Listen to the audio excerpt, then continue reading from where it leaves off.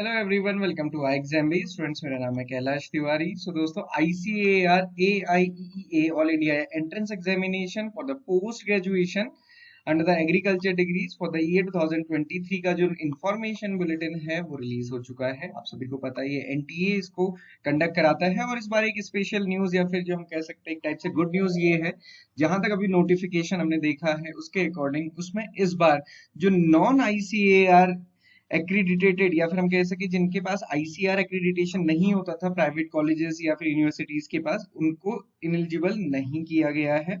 सो eligibility वाले criteria में ऐसा कहीं पे भी मेंशन नहीं किया गया है कि नॉन ICR स्टूडेंट्स एलिजिबल नहीं है। सो डेफिनेटली एक अच्छी बात है कि अगर ऐसा है तो सारे के सारे ही स्टूडेंट, जितने भी स्टूडेंट्स ने ग्रेजुएशन एग्रीकल्चर में किया है, वो ICAR के PG एंट्रेंस एग्जामिनेशन के लिए एलिजिबल है। सो online submission of application form आप देखेंगे तो ये 22 से 16 जून तक रहेगा। इसके साथ साथ जो लास्ट डेट है सक्सेसफुल ट्रांजैक्शन की वो है 16 जून। इसके साथ साथ fee payable by the candidate general की आप देखेंगे तो 1175, backward classes OBC NCL UPS EWS की 1150, एंड यहाँ पे जो SC ST PWD third gender है इनकी 600 फीस है। ओके, करेक्शन के लिए भी टाइम दिया जाएगा 20 जून तक। इसके अलावा downloads of admit card, date of examination, ये सब बाद में बताई जाएगी। और जो एग्जामिनेशन का ड्यूरेशन है ये तो आई होप कि आप सभी को पहले से ही पता है कि 2 आवर्स ये का एग्जामिनेशन रहता है, यानी सब्जेक्ट स्पेसिफिक होता है। बाकी जो MSc entrance examination university wise होता है, जनरली उनमें सारे ही सब्जेक्ट से क्वेश्चन पूछे जाते हैं, बट यहाँ पे ये सब्जेक्ट स्पेसिफिक होता है, तो यहाँ पे ये थोड़ा सा डिफरेंस रहता है, और उसका सिलेबस ऑलरेडी दिया हुआ है। स्कीम ऑफ एग्जामिनेशन देखेंगे तो 2 आवर का ये एग्जामिनेशन है। CBT होता है, कंप्यूटर बेस्ड है, टोटल 120 क्वेश्चंस आते हैं। करेक्ट आंसर के लिए 4 मार्क्स मिलते हैं, और नेगेटिव -1 यानी कि 1/4 नेगेटिव मार्किंग यहाँ पे भी होती है। मीडियम ऑफ पेपर केवल इंग्लिश होता है, हिंदी में ही पेपर नहीं होता है। सिलेबस आपको अपने सब्जेक्ट के अकॉर्डिंग देखना है तो आप इस लिंक पे जाके चेक कर सकते हैं, वहां पे डिटेल सिलेबस हर एक सब्जेक्ट वाइज दिया हुआ है।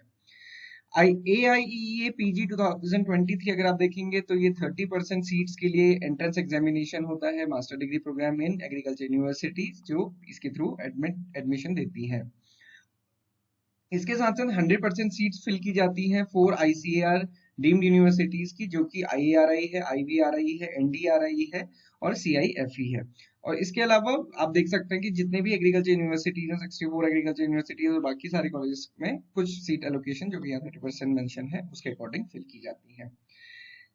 सबसे अच्छी चीज ये है कि यहाँ पे स्टाइपेंड दिया जाता है या फिर स्कॉलरशिप दी जाती है जो 12,640 पर मंथ है, और इसके साथ साथ कंटीजेंट ग्रांट भी दी जाती है 6,000 rupees per year for the procurement of chemicals, equipments, books, travel connection with the research work के लिए वो बेसिकली होती है।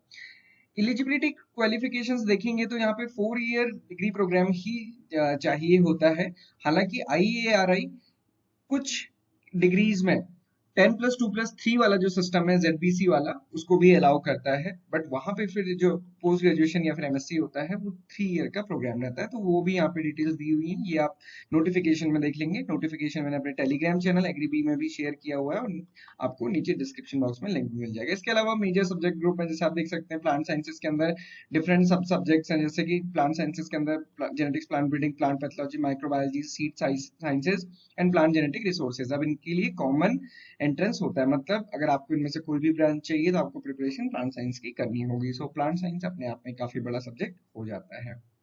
देन जो ICR और नॉन ICR वाला कंफ्यूजन है वो अगर आप यहाँ पे देखेंगे, जो लास्ट ईयर नोटिफिकेशन आया था उसकी एलिजिबिलिटीज में जो एजुकेशन क्वालिफिकेशन और एलिजिबिलिटी थे उसके सेकंड में यहाँ पे मेंशन किया हुआ था, for appearing in AIEA PG it would be mandatory for the candidate to have passed out from the ICR accredited constituent colleges and ICR accredited courses programs of public funded government institutions within or outside ICR AU or ICR accredited private colleges and allied science colleges and ICR course program. So it would be mandatory for the private agriculture and allied colleges to have the accreditation from the ICR, even if they are affiliated to ICR accredited public funded government institution outside ICR AU system within the ICR AU system। तो ये यहाँ last year mention किया था, but यहाँ पे इस बार आप देख सकते हैं ये सेकंड क्लॉज है। केवल यहाँ पे जो फर्स्ट वाला पार्ट था कि आपका जो डिग्री प्रोग्राम है वो 4 ईयर या फिर 6 ईयर का होना चाहिए, इसके अलावा ये एलिजिबल